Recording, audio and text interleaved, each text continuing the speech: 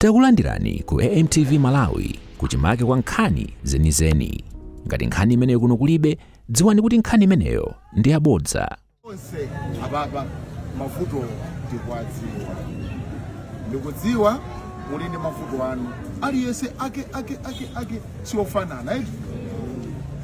Koma ndikupempheni. Ndipo mundimve kumtima ndi mabwanawa zitheka.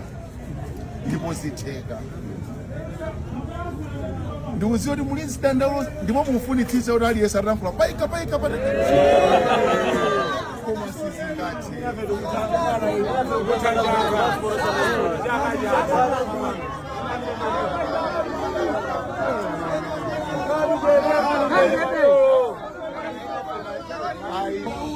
Lelolo apanga kusoji pang'ono, mbawaso pang'ono, linaloso pang'ono mpaka nazitheke. Nanga ndikwanitsa kuti ndimve nonse apa.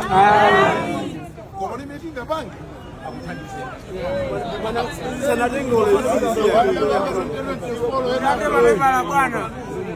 kulikuza mabwana wasa kutani akwakuza.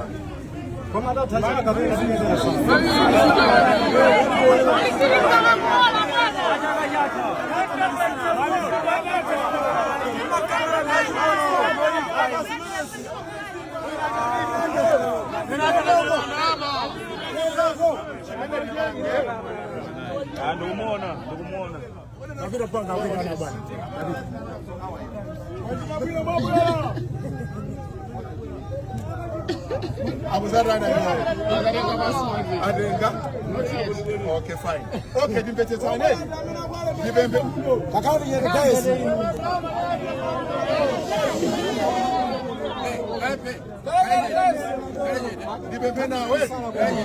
Bangi chonchi ababa muli mosiyana.